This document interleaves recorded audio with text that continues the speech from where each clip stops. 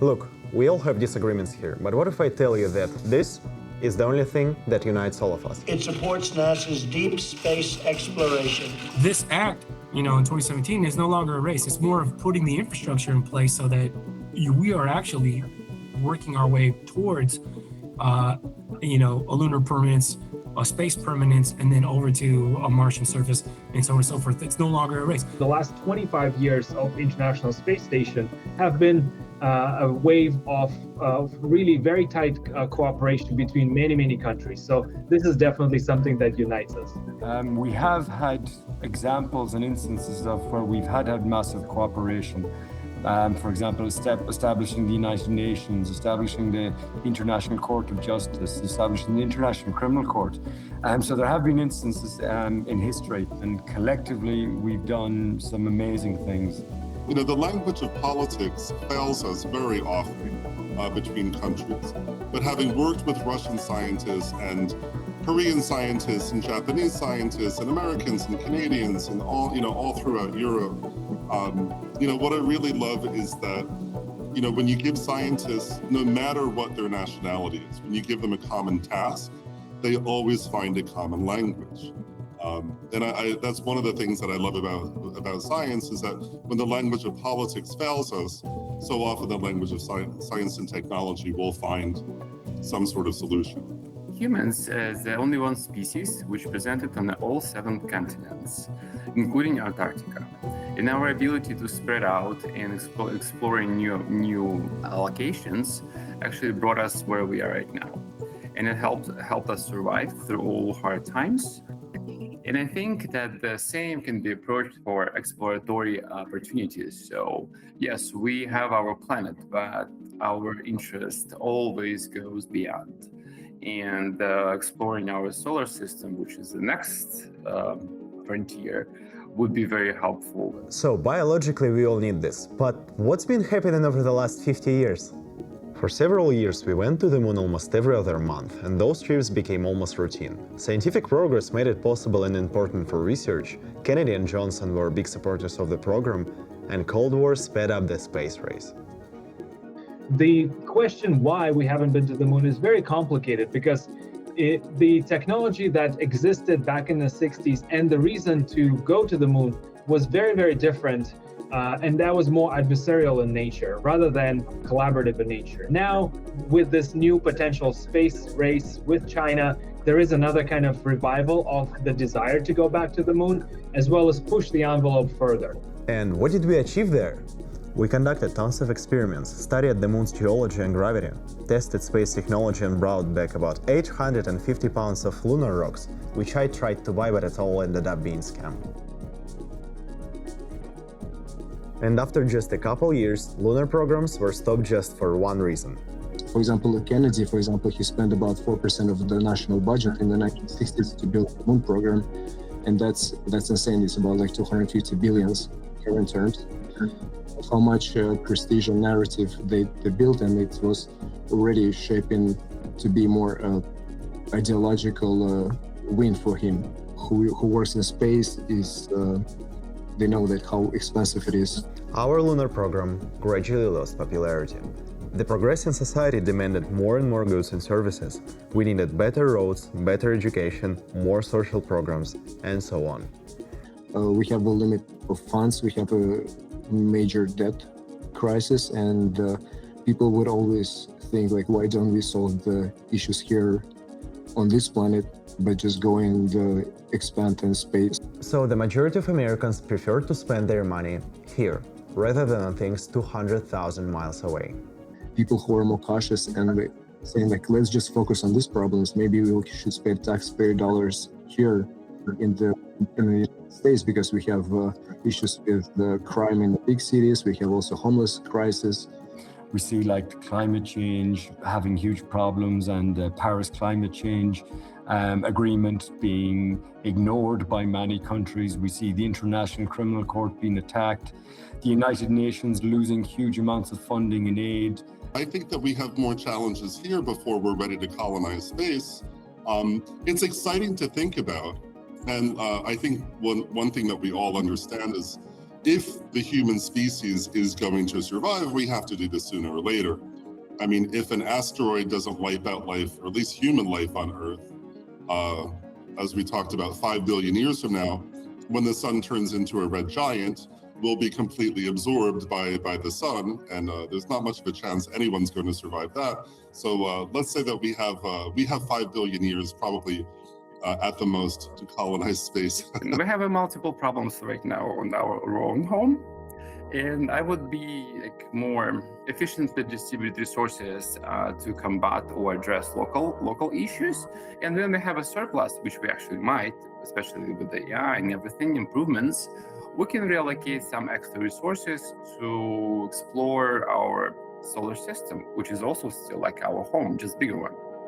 Major ambitious ideological programs were discontinued. However, over the past 50 years since the last human mission to the moon, humanity has continued to work in space, shifting its focus toward more practical achievements and scientific experiments. So maybe a few good examples there is an understanding, continuous understanding of protein crystallization. Let's just say from a biological standpoint, this is a very interesting phenomenon where crystals of proteins, which is very useful in a biotech context and developing drug context, grow much larger in microgravity. So a continuous set of experiments over the last few decades gave us an understanding of how we can grow crystals in microgravity, for instance. Another few interesting achievements is growing tissue organoids, cancer organoids in space, and using that environment, which is very unique, to actually understand the nature of cancer in an accelerated fashion, which is one of those things that's almost impossible to achieve on Earth. So understanding some of those phenomena in space helps us develop better products here on Earth. One group of scientists also suggested brewing beer there, because why not? But NASA hasn't implemented the idea yet, so let's hope for next missions. Now we are entering a new era of space exploration, potentially going to Mars with a few different rovers that have been operating on Mars for the last few decades, I would say. The really cool achievement there that springs to mind is the first time a small helicopter or drone was operated on Mars very, very recently, which was something that's never been done before. The rise of the, let's call it the giga corporation. Back in my day, like in the 60s, 70s, 80s, corporations like IBM or General Motors or General Electric, for example, were the largest corporations, but even they did not have the financial resources, or perhaps the will, or perhaps both financial resources, and the will. They did not have that to undertake space travel. And now that we have like these giga corporations, such as Google, such as Microsoft, such as Amazon, such as SpaceX, for example, on the back of Tesla. I mean, there are individuals which have the financial clout to undertake private missions, which I think is absolutely fascinating because, even 20, 30 years ago, that was unthinkable. There was no one who had the financial resources, or not even groups of corporations who had the financial resources and the will to undertake space exploration. And now, basically, that's the type of thing is commonplace. That's been a huge, at least in my opinion, a huge change, where it's not just NASA or Roscosmos or the Chinese space program who were calling, or the European Space Agency who were calling the shots anymore, but it's actually private companies. That's a huge change. We're locked in inefficient short-term strategy. You know how if we're thinking, why do we need to expand the railroad to the Wild West? Why don't we just build the metro, let's say in Baltimore or New York, or just connect New York and Washington DC with this high-speed rail? Expensive ideas that didn't impact day-to-day life were forgotten. Society shifted towards functionality and efficiency, and incoming politicians were focusing on making life better and better by efficiently allocating public funds. Until We will end inflation. We're going to hit them extremely hard. We are going to do something on Greenland. whether you're his fan or not, one thing we can all agree upon is that he has ambitions. Ambition here is a key, because when you have multiple constraints and strategic vision. Something like you need to see the point in the horizon that you need to reach. You need someone who is going to be going at breakneck speed and just going all the way. He has this unstoppable energy of go with the breakneck speed, and a lot of people are very cautious about how he's approaching this subject. I think he is more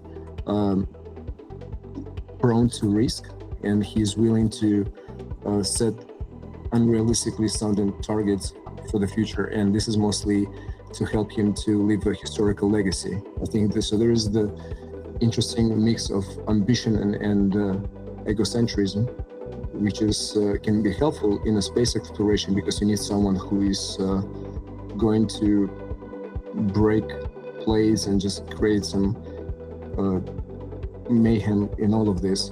And in 2017 was signed one of the most important and ambitious documents in human history. Decades after the Apollo missions and the achievements of the 60s, the NASA Transition Authorization Act of 2017 reinforced the goal of sending humans beyond Earth for the long term. It set a clear direction for NASA to work with international partners and continue deep space exploration together. Well, the United States has got some problems, especially as regards sustainability, environmental and social. European system has a lot more sustainability in it. But the United States, we have to admit that so much of the technical innovation has come from there, from smartphone technology to internet, to flight travel, to space exploration. So if we can use that technological innovation in a sustainable way, I really think that the United States could make that leap into the future. The best way to think about it is like, what was it before and what is it now, right? So it allowed for us to maintain the direction. So if you were thinking about it as in terms of, we have a lot of activity, we have a lot of technology, we have a lot of missions, we have a heritage that has allowed us to explore some of the cosmos. But what 2017 did is it kind of put your money where your mouth is, in the sense that now we have to have an architecture for it, right? Now you have to have a direction for it.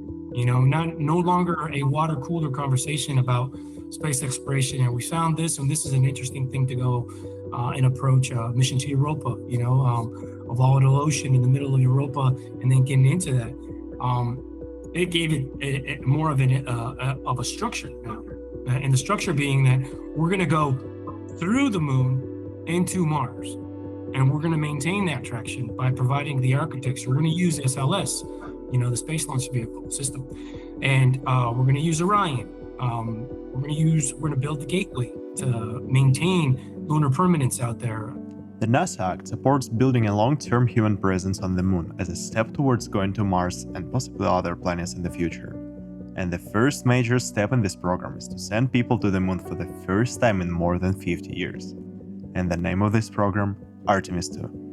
Artemis program right now is meant to understand how to live in the very difficult environment that is very different from living in lower Earth orbit, something where you can basically come back to Earth within a matter of hours. When you're on the moon, you are at least 4 or 5 days away from Earth. So it requires us developing very cutting-edge technologies to be able to have humans live and work on the moon. Comparing now what we call technology readiness levels, right? So if you think of the technology readiness levels and having that ready for human space, what you just got done seeing is humans inside of a capsule, the Orion, going and being able to communicate with us, before we get to the moon, and then a blackout phase around the moon, and then coming back out of that, and being able to communicate with us. Because when you're doing these communications, these comms with the crew members, you're looking at a lag, a 1.3 second lag between your ground-based station to the capsule, depending on where it is, and then the feedback, which is a total of 2.6. So you're dealing with an autonomous level of blackout, and maybe it's better to back up and say, what is Artemis 1? So before you can test out anything with humans, you needed to have some sort of Pathfinder mission to allow you to test out whether or not this system is going to be able to do what it's supposed to do. Human space systems, our comms, making sure everything's in check, our ground-based station. So Artemis II is basically testing out that system before you get to the next one, Artemis 3, Artemis 4, Artemis 5, and ultimately getting onto Gateway, where Gateway is going to be able to do, Gateway is just basically our lunar station around the moon, which allows, which is being allowed for in that 2017 Act, is our multi-step system to allow us to get up there and test these systems, so that we can have lunar permanence and we can move to Mars or another orbital body with with major confidence. And just within 10 years, we began colonizing our solar system. Hundreds and hundreds of years ago, where we traveled across oceans and colonized new continents. It's one of those things that is universally human. This desire for curiosity, desire to develop tools and technologies that can push where we live and how we live, is something that is very uniquely aligned with space exploration. We think about colonization as as extracting the resources and killing the native population. But there are no indigenous people on Moon or on Mars. So past humanity is showing that going abroad, encountering new territories can bring some negative consequences. But at the same time, the chance that we can discover an entire new planet in an entire new position in the solar system or whatever other system it be, I think it can offer some amazing opportunities to explore, to learn more, and to change the way humanity goes. And maybe it's that will bring us together to form a collective good. We're living in the time when conditions to fly to space are rapidly changing, when rockets becoming bigger and cheaper, and because of that, we probably will see a substantial increase in number of people actually flying to space. And we expect that to continue, and therefore we will need more places for them on low Earth orbit, and better places in terms of safety, comfort. And our company is building space hotel on low Earth orbit for everyone who is traveling to Earth orbit, be it for entertainment or for space research and maybe space manufacturing, and also for people who are interested to visit the unique environment of low Earth orbit, look into our Earth from space. Some of us may very well be living in space. It's one of those things that is such a universal desire for human beings to explore the unknown, to push the envelope. Let's remember Christopher Columbus, and when he was traveling and exploring new routes, his sponsors were probably thinking that he is mistaken, but they still funded his trip. Getting involved in space doesn't have to be on a very complicated level. Humans are going to space. And we need all forms of humans. And we need all different trains of thought up there. And so, engage.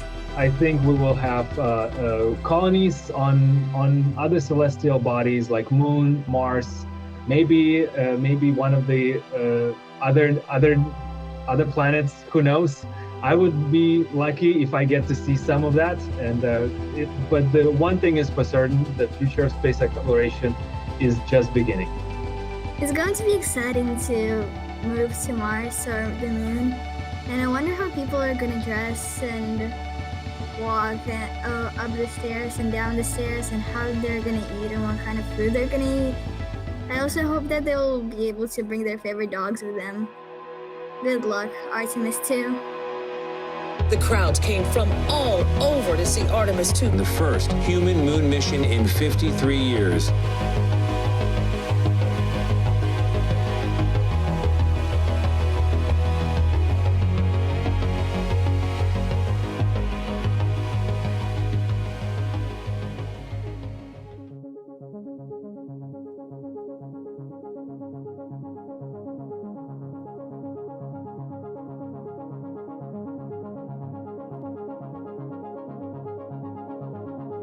Also, wir sind extra von Deutschland hierher gereist. Wir interessieren uns für Naturwissenschaft und wir fanden es eigentlich ganz cool, jetzt die Möglichkeit zu haben, die Mondumrundung anzusehen. studying aerospace engineering in college, so this is what I want to do in the future. Det jo ikke første gangen de prøver seg på månen, men de må slå kineserne, og det det viktigste nå. Så de må lande der før kineserne lander. So, we're going to the moon. What's your thoughts? That's like the first step for the colonization of solar system. Estamos súper contentos de ir a la luna en 54 años, que la tripulación sea de varios países, no nada más Estados Unidos, pero que sean canadienses también. La primera mujer, por primera vez la mujer va a la luna, y también el primer afroamericano en la historia. Es muy bueno. Puedes decir que también yo estoy súper orgullosa porque él trabaja en la NASA, entonces la verdad es que es un orgullo para la familia que alguien que es mexicano haya pues realizado su sueño y que pues trabaje en la NASA. Entonces pues no, más que nada estamos aquí por él, porque él ayudó un poco en todo esto del cohete y pues queríamos apoyarlo, y por eso estamos aquí desde México apoyándolo a él. Yeah. I'll translate it.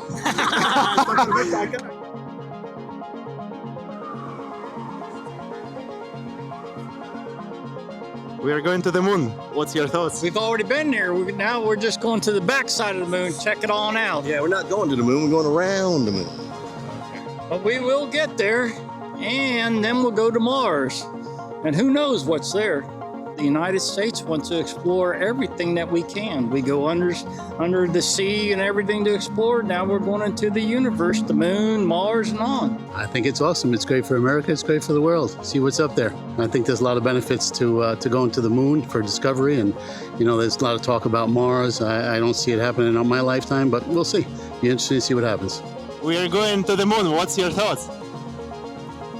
Cool. 1 minute. Det litt sånn, når Christopher Columbus dro til Amerika, så dro jo andre etter han. Og hvis de ikke hadde gjort det, så hadde jo ikke Amerika fantes i dag. Det viktig at man drar der, og man får forsket mer, og da kan man også dra til andre planeter som Mars og Venus og Merkur. We are going to the moon. What's your thoughts? I think it's awesome, and I hope they're safe. 4 brave explorers ready to ride the most powerful rocket NASA has ever launched.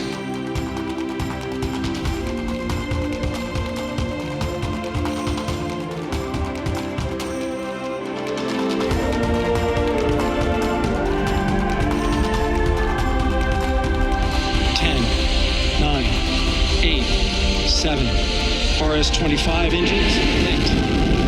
4, 3, 2, 1.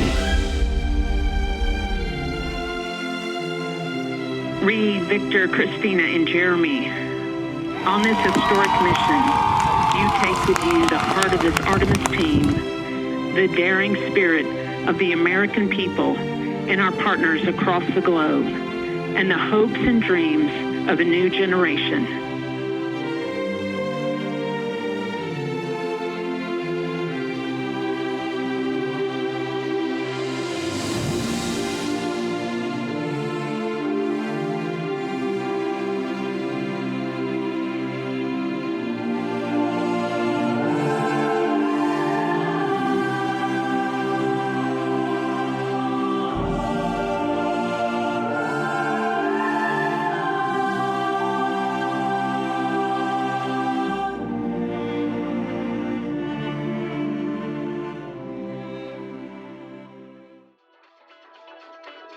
So, what if we plan the first party in the moon?